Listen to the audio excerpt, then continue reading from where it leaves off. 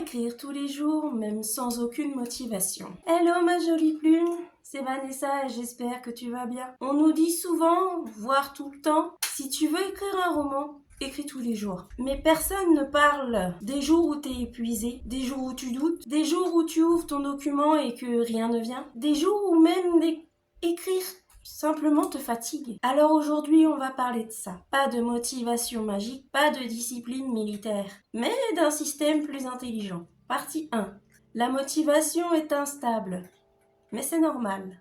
La motivation est émotionnelle. Elle dépend de plusieurs facteurs. De ton énergie, de ton humeur, de ton sommeil, de ton environnement, même de ta confiance. Donc, disons-le clairement, si tu comptes sur elle pour écrire tous les jours, tu vas écrire un jour sur 3. Les auteurs qui écrivent régulièrement n'ont pas plus de motivation. Ils ont moins besoin d'en avoir. Partie 2. Arrête d'attendre l'envie d'écrire. Il y a un mythe très romantique autour de l'écriture. L'inspiration, le moment parfait ou l'élan créatif. Mais écrire est une pratique, pas une émotion. Si t'attends d'en avoir envie, tu rends ton projet dépendant de ton humeur. Et ton humeur, elle change tous les jours. Partie 3. Change la question. Au lieu de te demander « Est-ce que j'ai envie d'écrire ?» Demande-toi plutôt « Est-ce que je peux écrire 5 minutes ?» La résistance disparaît quand l'objectif devient minuscule, tu peux me croire. Partie 4. Le secret.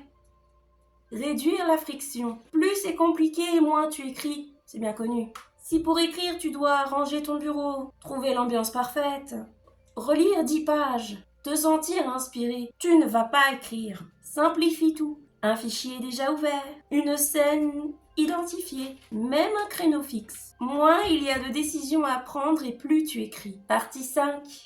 La règle des 10 minutes. Dis-toi, j'écris 10 minutes, pas plus. Mais souvent, tu vas continuer parce que tu seras pris dans l'élan. Mais même si tu t'arrêtes, tu as gagné. La constance bat l'intensité. Partie 6. Les jours sans confiance. Parfois, même souvent, le blocage n'est pas de la flemme, c'est du doute. Dans ta tête, tu te dis des phrases comme « c'est nul »,« je n'y arriverai pas » ou « je suis pas légitime ». Ces pensées ne disparaîtront pas après 1000 mots malheureusement. Elles diminuent quand tu avances malgré elles. L'écriture construit ta confiance. La confiance ne précède pas l'écriture. Si cette vidéo t'aide, lâche un petit pouce en l'air. Ça aide à faire grandir la chaîne. Partie 7. Séparer l'écriture et l'évaluation. Beaucoup n'écrivent pas parce qu'ils jugent en même temps. Moi la première, j'ai envie de dire.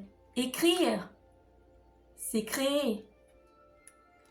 Mais relire, c'est analyser. Ne fais pas les deux en même temps. Ne fais pas comme moi. Écris mal.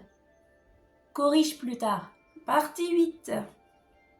Créer un rituel, pas une obligation. Un rituel, ça rassure le cerveau. Toujours le même endroit, la même boisson, la même heure si possible. Bon, ok, j'avoue, je suis très très loin de le faire moi-même. Mais faites pas comme moi. Le cerveau associe ce contexte à l'écriture. Et ça devient plus fluide. Du moins d'après ce qu'on m'en a dit. Partie 9.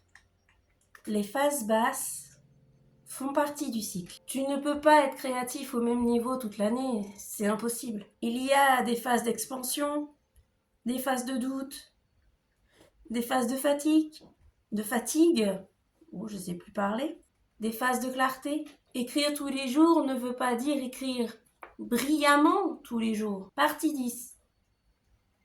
Que faire les jours vraiment vides? Si t'as aucune idée, je vais te donner quelques exemples. Réécris une scène, décris un lieu, fais parler un personnage, écris un monologue intérieur.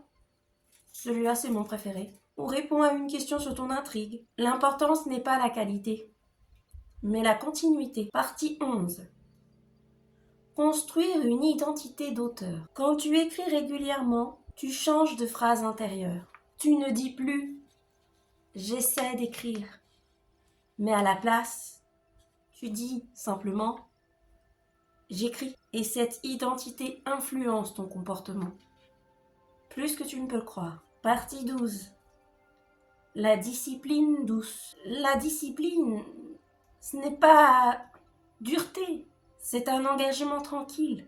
Tu n'as pas besoin de te forcer violemment. Tu as besoin d'être cohérent. Tu as besoin d'un système simple, d'objectifs minuscules, d'une séparation entre création et jugement, d'acceptation des phases basses. La motivation, elle viendra parfois, mais ta constance doit exister sans elle. Et un jour, tu te retourneras